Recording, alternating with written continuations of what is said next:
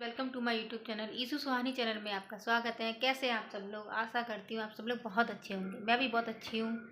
आज ब्लॉग मैं ऐसे ही बना रही थी, मतलब कोई रीज़न नहीं, कुछ नहीं, सिर्फ अभी 2 दिन पहले जी ब्लॉग मुझे 2 दिन पहले बनाना था, बट मैं 2 दिन बाद ब्लॉग बना रही हूँ अभी। आज क्या हो रहा है? आज हो रहा है 13 तारीख है ना, और 11 की बात है, शायद 11 या 10 की बात है ये। जब हम अपनी छत पर थे, ऑफिस की छत पे, तो हमें, हमारे सर को और नेहा, मेरी फ्रेंड, हम तीनों लोग मतलब ऊपर छत पर ही काम कर रहे थे, चाय वगैरह भी वहीं पी रहे थे, क्योंकि नीचे बहुत ठंडक रहती और स्टाफ नीचे था, तो हम सब लोग ऊपर थे। तो मतलब हम लोग बैठे थे, तो हमारी नेहा तो बहुत बार बोली कि चलो चलो, मतलब नीचे चलते हैं। तो मैंने कि नहीं, थोड़ा और बैठते हैं, यही बात हुई। तो मतलब हम लोग उसके कहने पर नीचे नहीं गए। हुआ ये कि छोटे छोटे बंदर आ गए, है ना। छोटे छोटे बंदर जब आए ना, तो हम लोग को इतना नहीं पता था कि बंदर हम लोग के ऊपर हमला करेंगे, ऐसा कुछ भी। तो हम लोग ने कुछ भी, मतलब ऐसा उन चीज़ को इग्नोर कर दिया, उस नेहा की बातों को इग्नोर कर दिया। तो फिर हम लोग चेयर एयर लेके थोड़ा साइड से आगे, मैंने कि बंदर यहाँ से निकल जाएंगे। पर कहना क्या कि वो जो बंदर थे ना, वो बंदर ने मतलब, छोटे छोटे बंदरों ने ना मेरा दुपट्टा पकड़ लिया। मेरा दुपट्टा, जो मैं ऑफिस के कपड़े पहन गए थे ना, वो। तो हमारी नया मैडम और चीख पड़ी, चिल्लाने पड़ी कि बंदर बंदर बंदर, ऐसे करके चीख रही और चिल्लाने लगी। और यही सब हुआ कि वो बंदर चीखने लगे। छोटे छोटे बच्चे थे ना, वो चीखने लगे, मतलब जो उनकी एक ट्यून होती है चिल्लाने की, जिससे और बंदर इकट्ठे हो जाते हैं ना, तो उस तरीके से वो चीखने लगे। और हम लोगों के पास ऐसा कुछ भी नहीं था, मतलब डंडा या फिर ईंट वगैरह, पत्थर, ऐसा कुछ भी नहीं था सपोर्ट करते। उस दिन कैसे हम सब लोग बचे मतलब दूसरे रास्ते से निकल रहे थे, वहाँ से भी हम लोग को बंदर ने झपेट, मतलब एक अटैक कर रहे थे। मतलब ऐसा लग रहा था कि हम लोग को तीनों का, मतलब आज पता नहीं क्या बुरा दिन है, क्या है। मतलब मेरी लाइफ का पहला और लास्ट समझ लो, भगवान न करे ऐसा कभी दिन आए। इतना खतरनाक दिन था वो, जिसमें बता बंदर ने हम लोगों को, है ना, ऐसे मुश्किल मतलब अटैक कर दिया। मतलब जहाँ जहाँ वहाँ बंदर, कम से कम 10 15 20 बंदर तो मान के चलिए, इतने बंदरों ने, मतलब 2 मंजिल पे हम सब लोग बैठे थे। और दूसरा ये है कि पहले जब मैं मतलब छोटी छोटी थी, तब तो बंदर का मैंने देखा था कि बंदर ऐसे करते, पर मैंने जो रियल से देखा ना, फेस टू बड़े, मतलब हमारे से इतनी दूरी पे बंदर थे, इतनी दूरी पर अटैक कर रहे थे, खिसे आ रहे थे, इतने मोटे मोटे बंदर थे ना।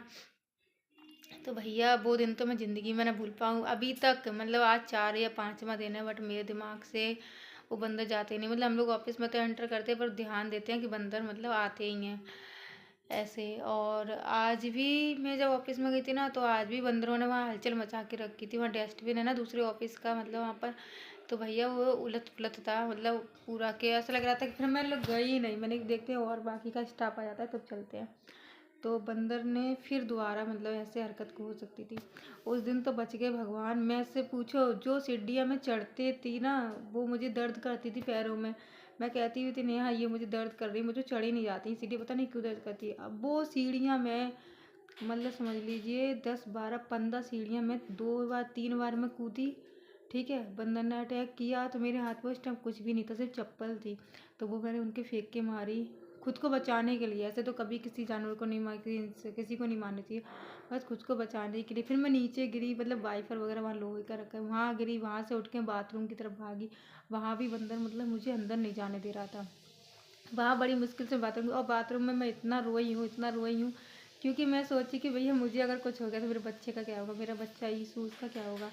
तो उस दिमाग में मैं बहुत रोई, मेरा चेहरा फेस सब लाल था। फिर सर और भी लोग तो मतलब फंसे, तो भागे बाहर की तरफ, उनके पीछे बंदर दौड़े हैं।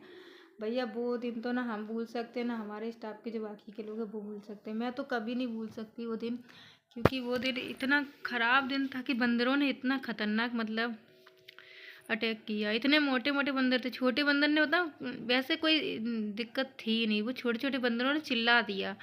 और भैया वहाँ पे ऐसा कोई सपोर्ट भी नहीं था कि हम अपने वहाँ पे मतलब आ जाएं या निकल जाएं। तो बस ये हुआ उस दिन की घटना। मैं ये वीडियो मैं बहुत पहले डालती, 2 दिन पहले, उसी दिन डालती शायद, पर इतना टाइम नहीं मिला।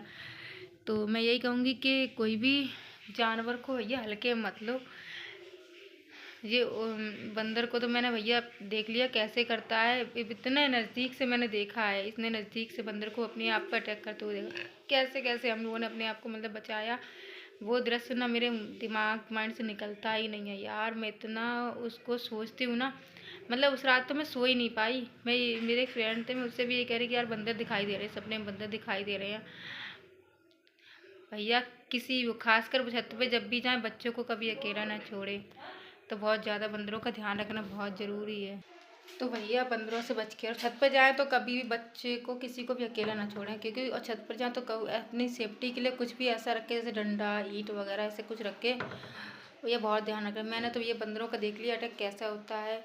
तो भैया आगे से तो मैं कभी अभी तो मैं जब भी ऑफिस में हूँ तो मैं छत पर जाती ही नहीं हूँ बैठना, मुझे एकदम भय चढ़ गया दिमाग में।